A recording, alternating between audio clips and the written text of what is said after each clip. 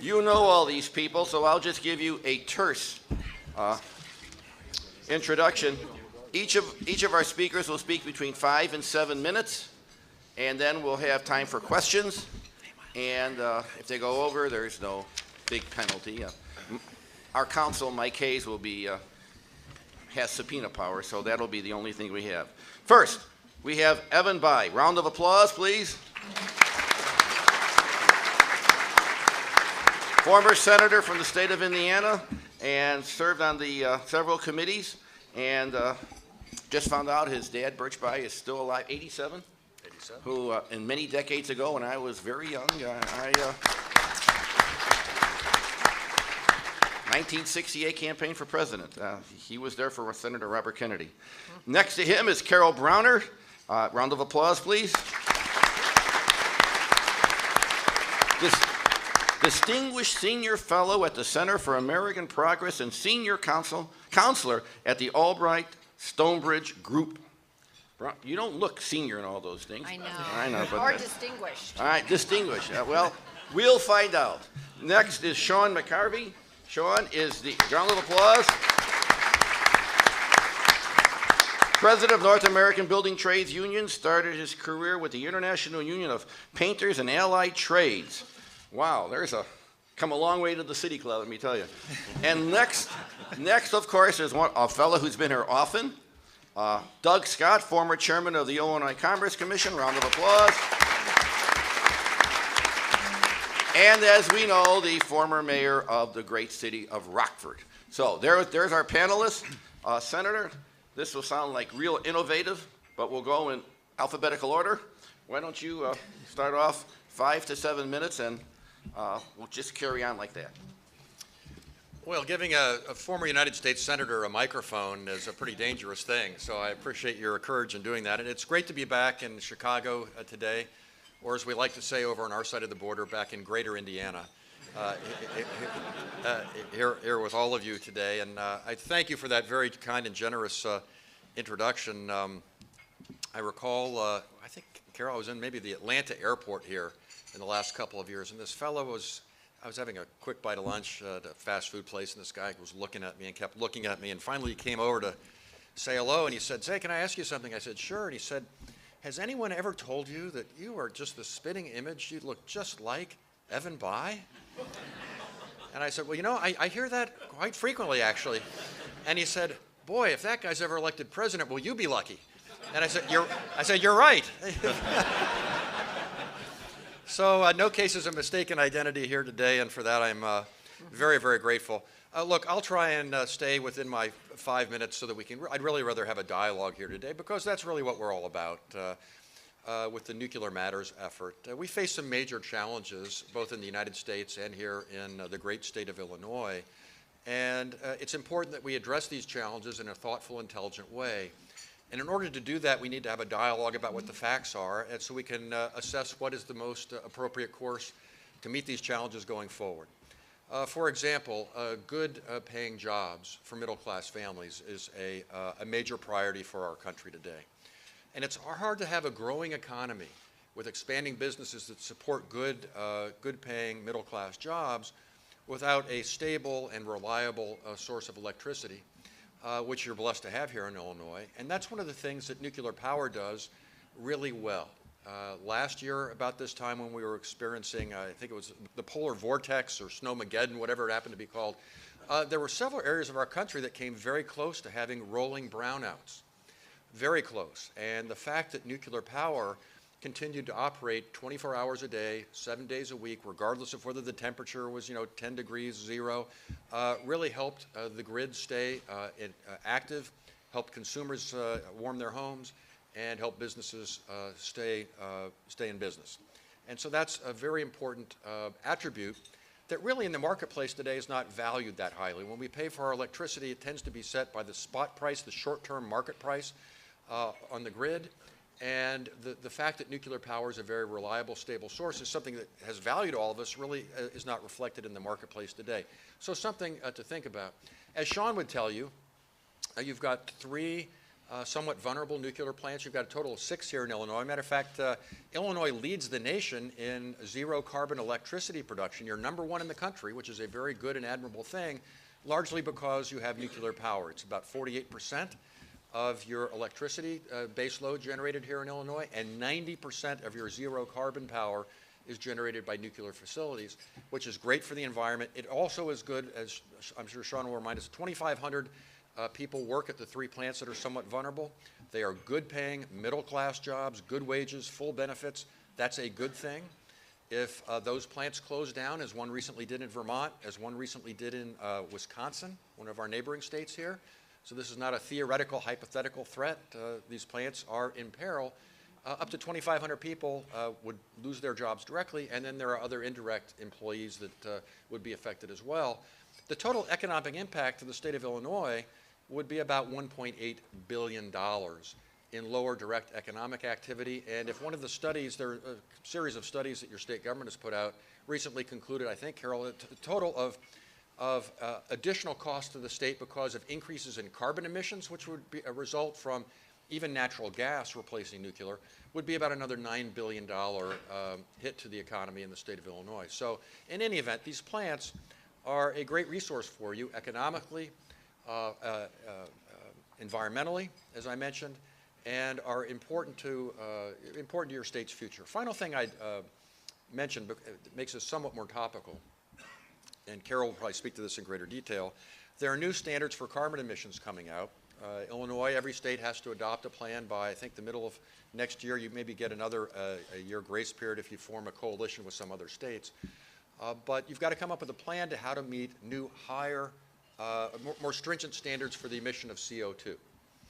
And so one of the things that we all need to be thinking about here in the room today is if the standards that you have to hit as a state are becoming more stringent, at the very time you might allow some of your non-carbon emitting productive capacity to be taken out, those 3 nuclear plants that are in peril, that's going to make it virtually impossible in the near and immediate term to meet those targets. And that could have additional adverse consequences to the economy of the state of Illinois. So the reason we're here today is to just begin a dialogue about this issue. By the way, I noticed there were some folks demonstrating outside on the way in, and I was tempted to go up to one of them and say, you know, I'm glad you're here, but the mayor's appearing later this week. But didn't want to get Ron mad at me. In any event, it's important that all voices be heard. It's important that we deal with the facts, because this is going to have major consequences for your economy, for your consumers, and for our environment. And the nuclear facilities in the state of Illinois play a very important role in all 3 of those things. So having said all that, again, I thank you for your hospitality, and it's great to be back in the Midwest, which for 5 generations of my family has been home. Wow.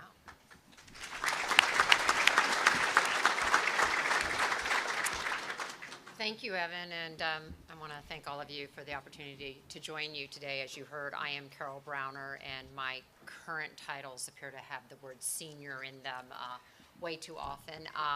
But I did once have different titles.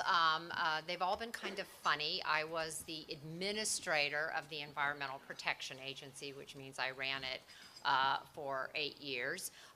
Nobody really knows what an administrator does. And one time a gentleman was looking to introduce me, and he wanted to note that I was the longest serving administrator of the EPA. But he said, and she's the longest suffering administrator of the EPA. So obviously you've heard of the EPA. Then I had the opportunity to serve your former senator when he first became president, and I was given a very long title, Assistant to the President, which is the highest rank in the White House, Director of the Office of Energy and Policy, Energy and Climate Change Policy. But what I was nicknamed by the press was the Energy Czar.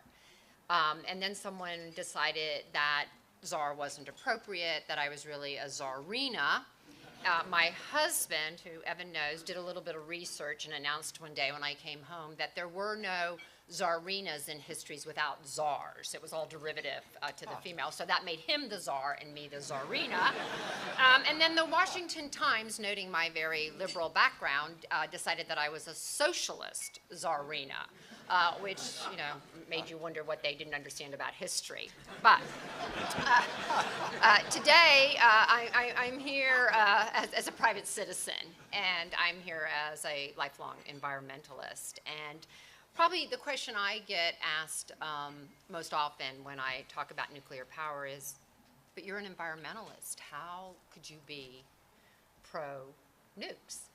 And I will tell you, I wasn't always. I sort of had the view that many people had after 3 Mile Island, that, you know, we just didn't need nuclear power in our fuel, in our electricity generating. But when I left my 8 years at EPA, and before I joined Mr. Obama, I was a private citizen and was looking at energy security from an international perspective, and was actually writing an article with a group of people. You've heard of some of them: Madeleine Albright, Dennis McDonough, the current chief of staff to the president, Susan Rice, and we were all debating this issue of energy security. And we started talking about climate change. And that night I was at home and I started thinking, you know what? I can't believe what I believe about climate change, about the dangers of carbon pollution, and take off the table a carbon-free source of energy. It has to be safe, it has to work, but, you know, I really think that greenhouse gas, climate, carbon pollution is the biggest challenge the world faces. And I've been very proud to be a part of efforts to reduce carbon pollution. And it doesn't make sense to me, and particularly right now in the United States, that we would find ourselves in a situation where we're trying hard, and, you know, the president deserves a lot of credit for really working hard to bend that curve in terms of the levels of carbon pollution. We can't make the hole deeper by taking a source of carbon-free energy off the table. And so for me, it's been sort of an important change in position, but sort of an obvious one. As Evan said, the president, the EPA, is in the process of looking at how to reduce carbon emissions from the power sector. They've already done cars and trucks. There are the first ever greenhouse gas standards have been set on cars and trucks, and now they're focused on the power sector. And they will complete those targets later this year, and then the states have the ability to write a plan. And I give you guys a lot of credit. The report, and what's the name of the report? Someone help me here. That just came out. It's got some complicated name. Anyway, you have the legislature tasked a group, various agencies to generate a report on these issues, and I think they did. I mean, it's a really thoughtful job. They don't really make recommendations, but I think you've got a piece of you've got some good information there off of which people can start to decide what is right for Illinois. Each state will write its own plan. Now, if a state decides to work with another state, which they are free to do, as you're probably aware, the New England states have already been working together on a carbon reduction program. It's called RGGI.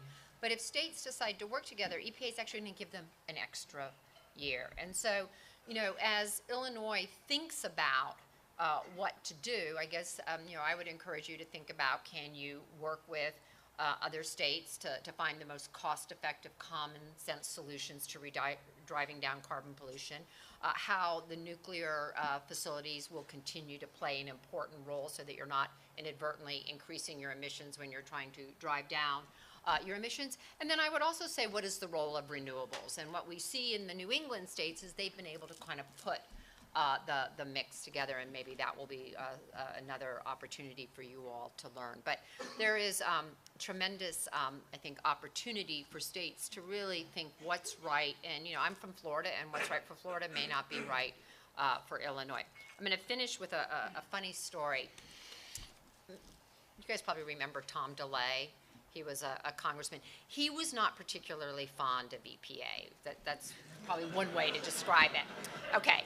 If you don't remember him from the Congress, you might remember him from Dancing with the Stars. He didn't do very well. He quit.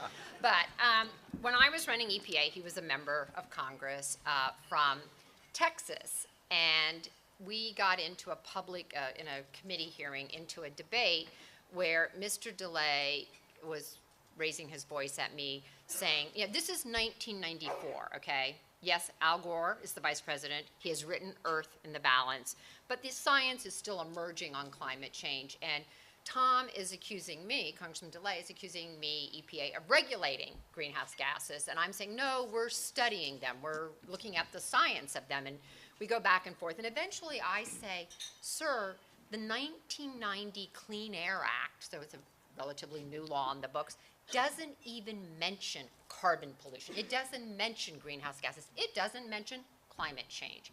So I don't know if EPA has the authority to regulate carbon pollution, right? EPA has to regulate what Congress has told them to regulate. And he says to me, well, I want you to go do an analysis of the law and come back and tell me if you think you could regulate them. So we've got a bunch of lawyers. They go off.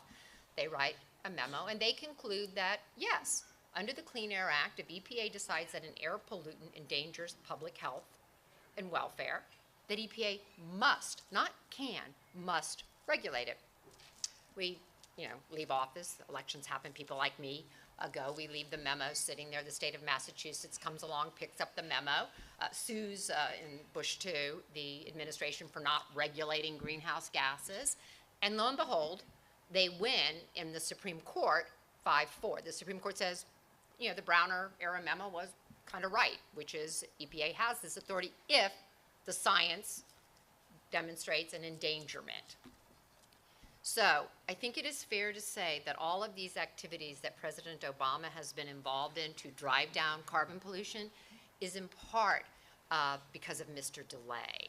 And I suspect that nobody has ever told him he is the proximate cause of why we are in this position today. But I want to just thank Nuclear Matters for inviting us here today, for creating this forum. And I want to end on a note that I do think that we have a lot of tools that will help us address the challenge of climate change. I think it is the essential challenge of our generation. And I do think that nuclear power is an important part of how we will meet that challenge. Thank you.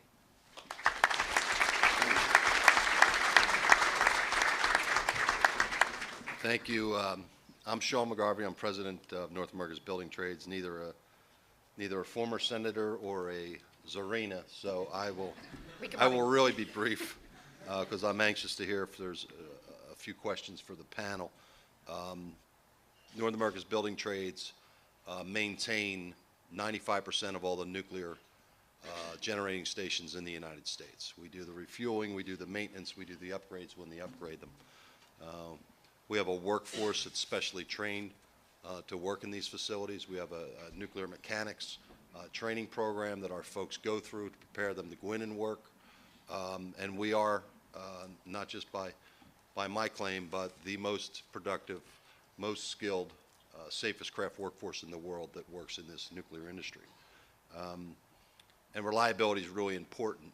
There's lots of statistics, and folks on this panel are much smarter than I, but the Exelon units in this state lead the way in reliability and delivering, performing at somewhere in the neighborhood of 96% efficiency. The power generation that goes on around the clock, 7 days a week, 365 days a year, is something that drives the economic engine of this region.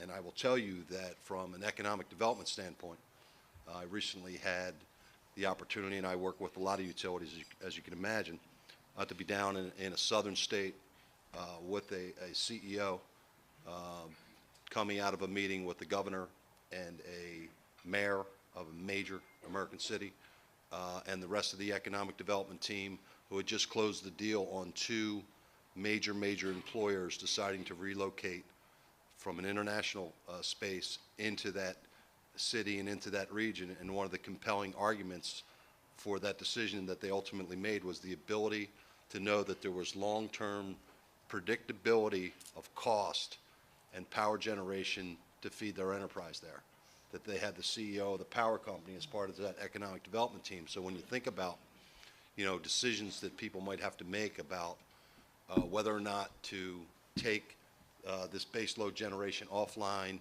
in this state, it's something else that really needs to be considered, the long-term economic impact to the state and the state's ability to continue to grow its economy by attracting the kind of industries and businesses that create those middle-class jobs that the people I'm fortunate enough to represent currently have.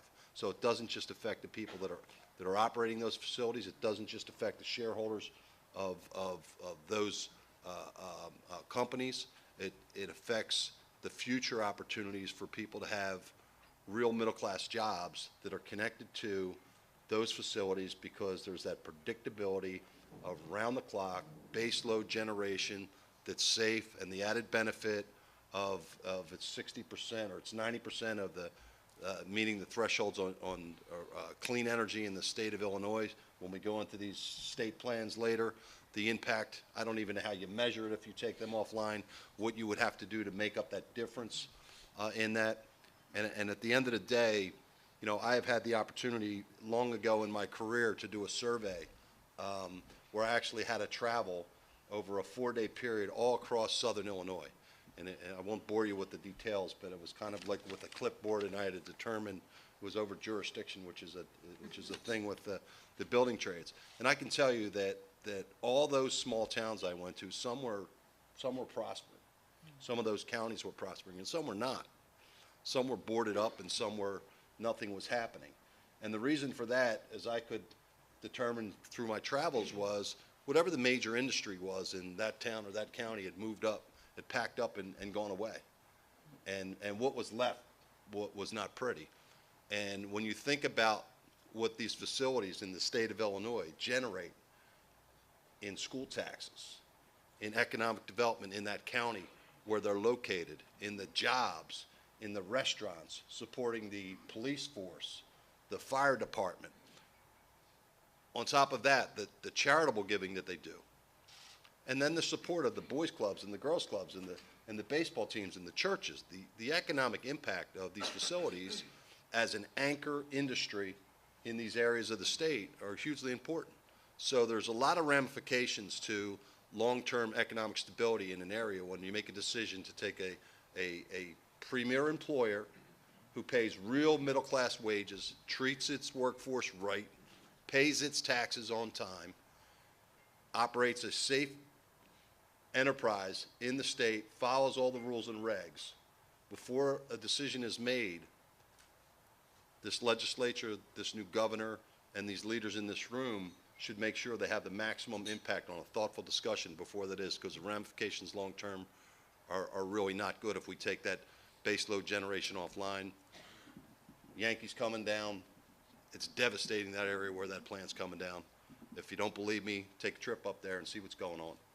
It's not good for that state. It's not good for that area, that whole regional area up there. So these are important, almost public trust entities, these generating facilities in the state of Illinois. So, you know, we want to have a rational, reasonable discussion. We want to make sure that people recognize all the attributes of affordable, clean power in the 21st century, and that before hasty decisions are made, or people that don't really understand, you know, the long-term ramifications of what happens when you make a decision, because it's not like you shut a switch off. Once you take it down, I can tell you, because we're building a couple right now, what it takes to build a new nuclear power plant in this country, the type of investment it takes. I'm building 2 new units in Waynesboro County, Georgia. It's a $14 billion investment, and I can tell you, for the company that's building it, it dominates their balance sheet. So if you don't think there's risk for the investors, risk for the leadership of that company to make a decision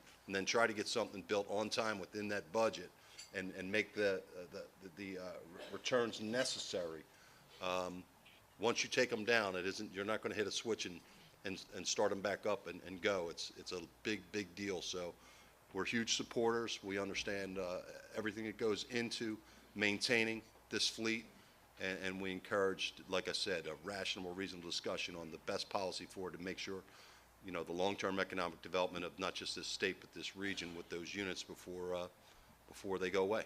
Thanks.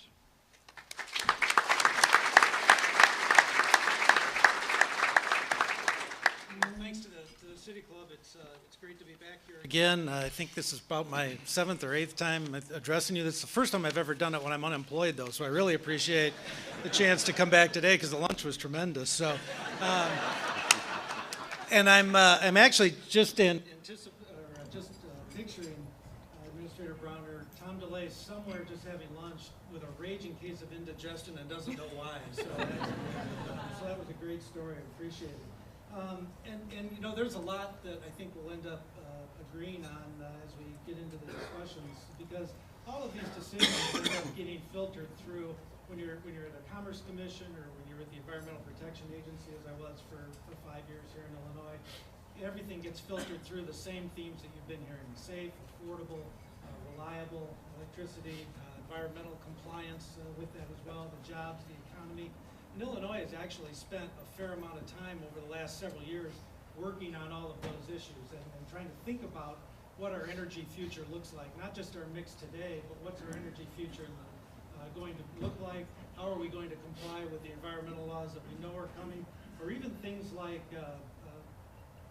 trying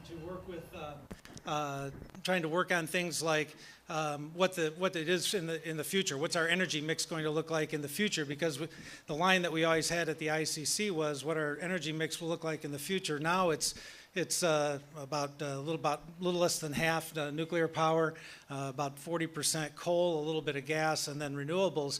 And all that we know is it's probably not going to look just like that in 2030. So all of these discussions and all of these decisions, Sean's exactly right, they call for really thoughtful, detailed kinds of discussions that involve not just nuclear power, but more broadly, because every decision you make in the power industry affects every other piece of the power industry.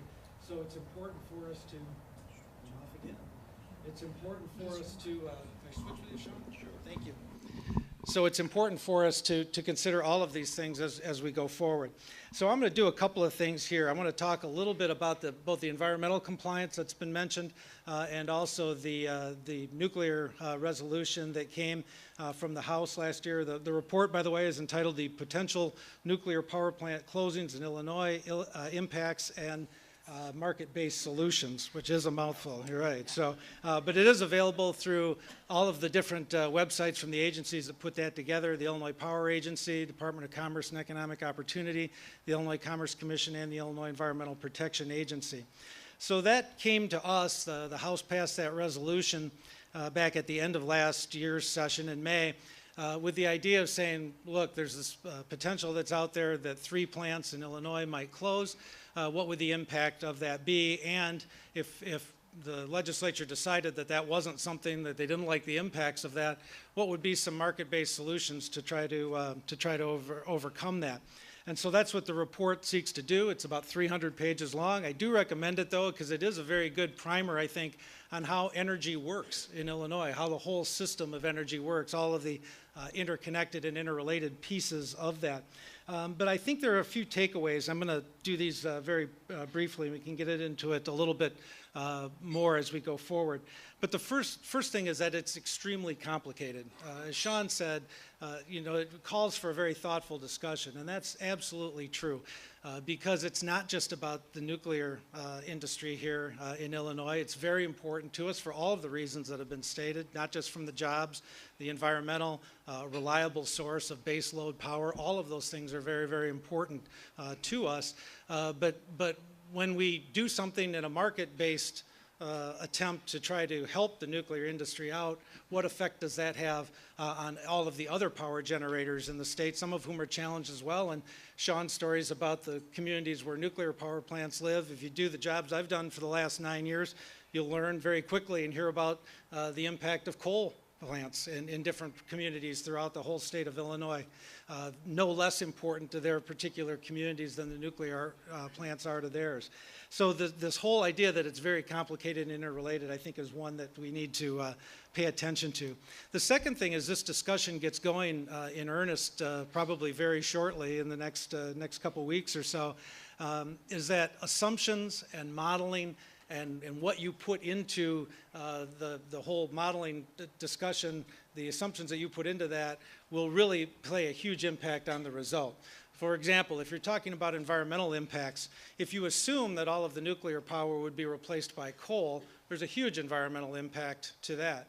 If you assume that it'll be replaced by gas, there's a lesser environmental impact. If you assume that there's a good portion of that that can be made up through energy efficiency, or through renewable resources, or through demand response, or some of the other things that are at the disposal of the power grids, then the environmental impact becomes much less. And so all of those assumptions become very important to it. The same is true with jobs. When you're trying to figure out what the impact is of jobs, I recommend to you the Department of Commerce's section of that report, where you see that depending on the assumptions that you make, you could have either a huge job impact and a huge economic impact, or one that's actually very small, depending on what you replace this power source with. So again, the assumptions that go into that are very, very important. And that there are a number of other factors that are kind of outside of the control of state government that will also play into this that are very important as well. The regional markets and rules. I remember getting a question here and Paul Green trying to interpret what the heck the question was the last time I spoke here that talked about how the regional markets function.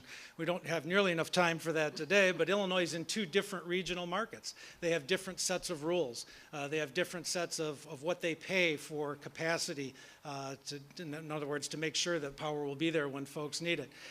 Those rules, those market-based rules that those two different organizations have a huge impact on what the cost is of power here in Chicago, downstate, other places as well.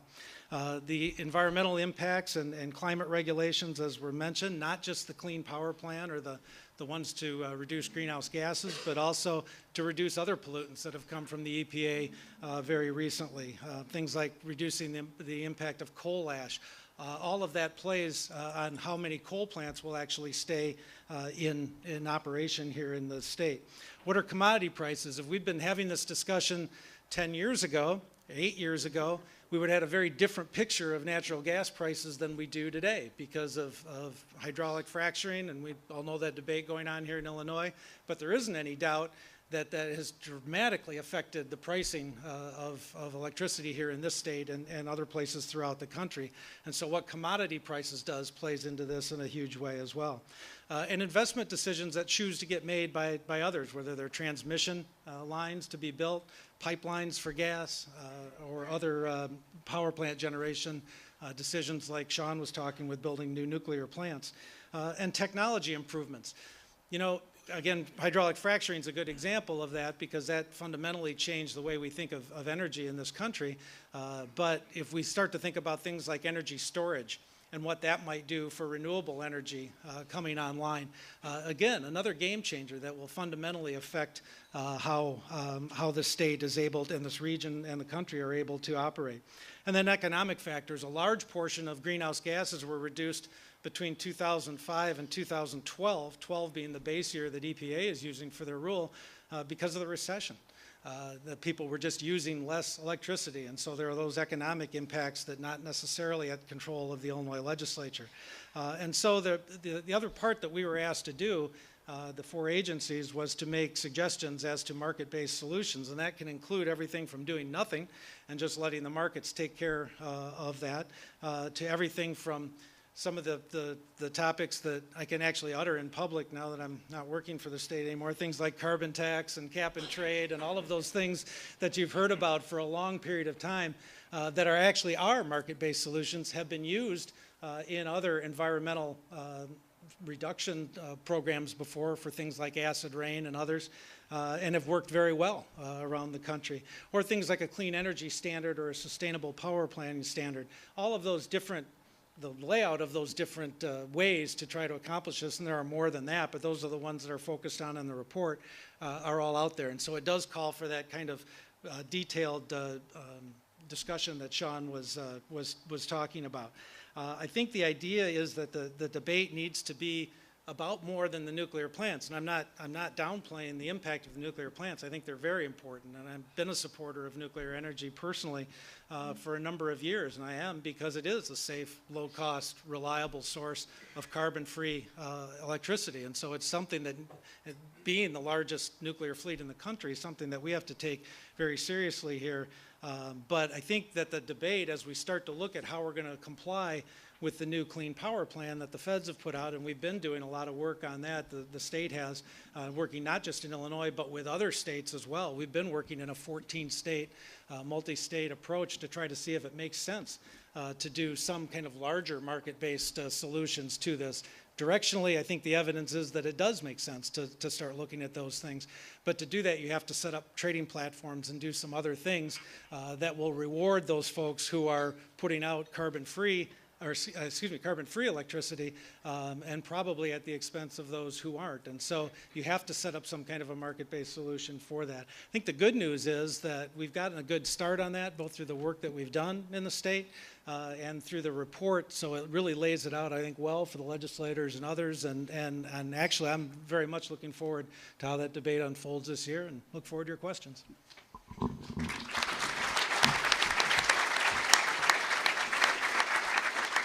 If you have a question, raise your hand, and one of our crack team will pick it up. So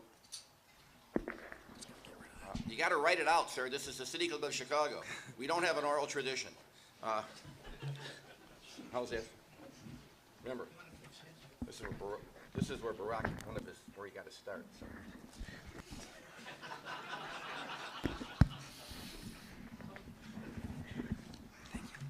Also, if you want to ask a question, you got to sign your name. Got a lot of new people here, Mr. Doherty. We have to, Sergeant of Armed Department, did you deal with this? All right, here we go. Ed Miller, Joyce Foundation. In Illinois, do you foresee the nuclear industry throwing its weight behind a low carbon standard that is good for renewable and energy efficiency at the expense of coal, or the nuclear and coal generation standing together to fend off competition from new power sources? Just jump in, 25 words or less. Pass it down. You gotta. Well, not being from Illinois, Thanks, Carol. All you political science students, government at work. I think the short answer is I'm not sure. I think if you look at Exelon and their approach, and I know they have folks here today, so it'd be a good question to ask them, Ed, as well. But because I'm kind of curious myself. But if you look at, they have supported kind of the trading platforms and the multi-state trading platforms, whether it was Waxman Markey or other iterations of that as a company, they've supported that.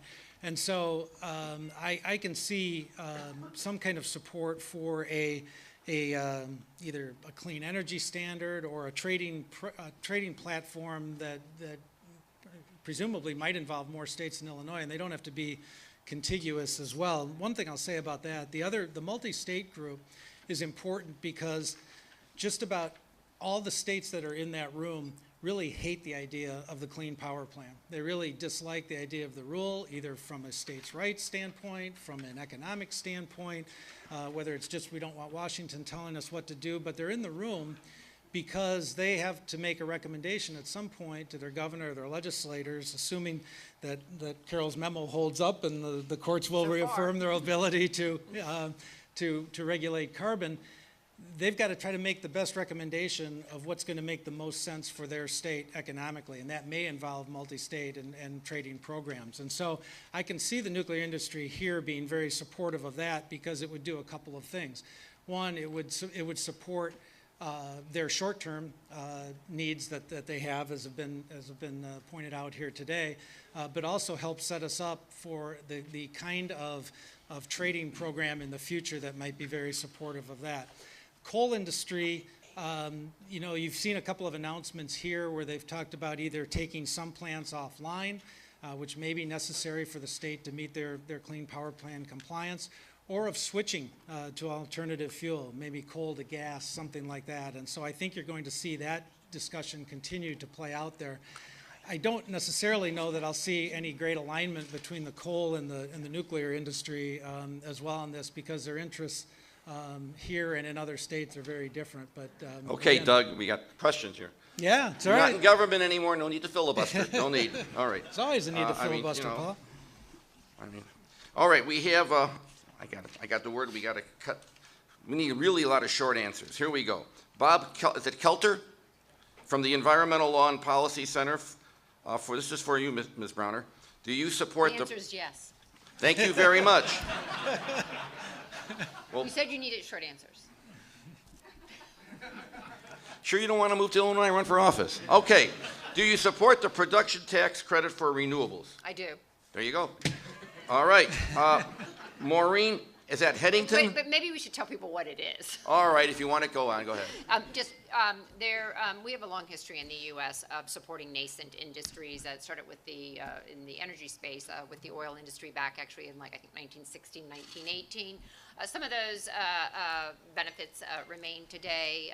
Obviously, there's been support of the nuclear industry through various things, including the loan guarantee, which President Obama made to the facility you are building in Georgia or helped organize.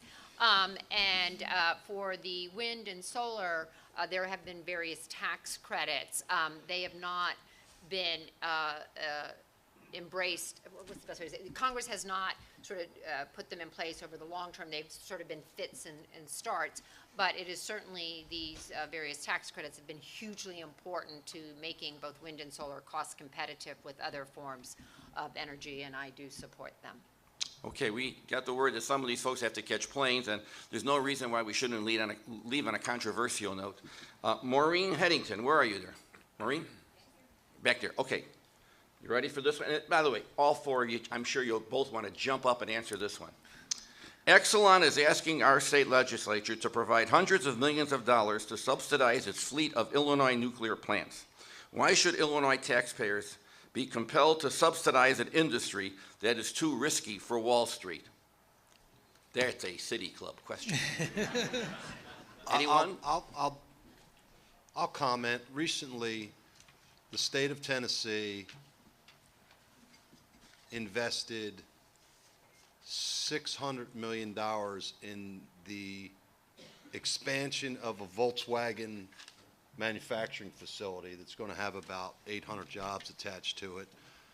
The original investment in tax credits, all kinds of infrastructure, everything else, the original package for the original one was somewhere in the neighborhood of $800 million. So that's about $1.5 billion for that facility in Tennessee that is going to have about somewhere in the neighborhood of 1,500 jobs, and those jobs are going to pay on average of $35,000 a year in Tennessee. So I would say that every state in the country is competing to attract business to their state, and that if those states are willing to throw around those kinds of dollars for those kinds of jobs, which, by the way, in my book, $35,000 is not a middle-class job, okay? So I don't think it was a good investment on the state of Tennessee's part.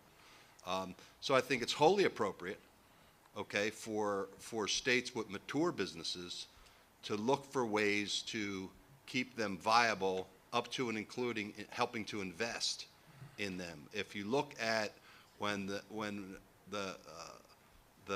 bailout of the car industry, when we're in the middle of that depression, turned out to be a pretty good investment by the federal government. It was a pretty smart move to keep manufacturing afloat in this country. So I think it's wholly appropriate, again, from a business perspective, for the long-term viability of economic development and the middle class in the state of Illinois, for state legislatures and the governor to look real hard at where they invest their dollars. I think it'd be a good investment. Anyone else want to jump in, Ms. Browner? No? I'll say the question comes down to the conversation about what is the reliable source of power that you can have and where are you best spending those dollars. And so the determination needs to be a whole analysis of if you put that money into a different source of power, for example, what are the job impacts of that? What are the reliability impacts of that? You may come up with a different answer, and I don't think that that's been done yet.